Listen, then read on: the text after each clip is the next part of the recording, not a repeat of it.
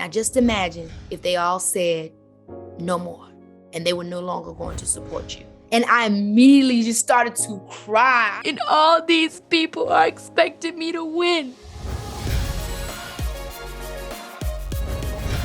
Don't tell me you're getting cold feet. Don't worry, I've got a plan. And I don't need help from a dictatorial, truculent, supercilious gardener.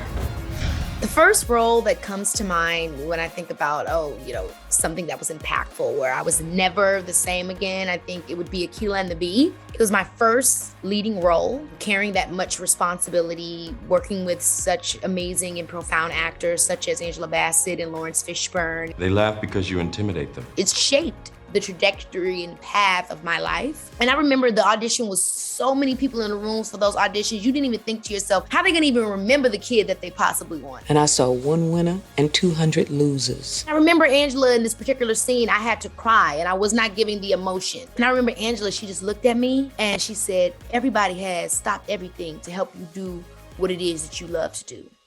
Now just imagine if they all said no more and they were no longer going to support you.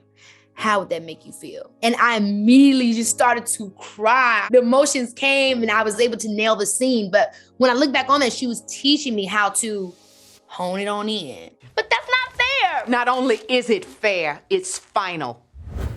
I'm famous. I'm famous.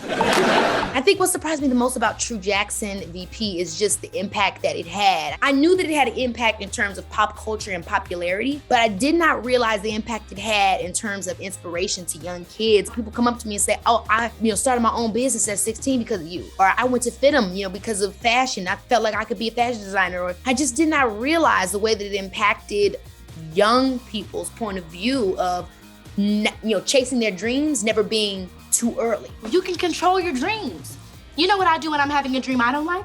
I just pick up a remote and change the channel. So I'm definitely working on a True Jackson VP reboot. And what would be the main thing is that it would not be what it was when we were kids, meaning it would be a mature version. I think that's so important to me because if we are to bring it back, you only do it the right service if you allow those characters to mature like we have. Let's talk about the dynamics of working in love life. Let's talk about, did you lose your virginity or not? Let's talk about what we would really want to get into. You know what? You people aren't so bad. I think I'm gonna have fun talking to you.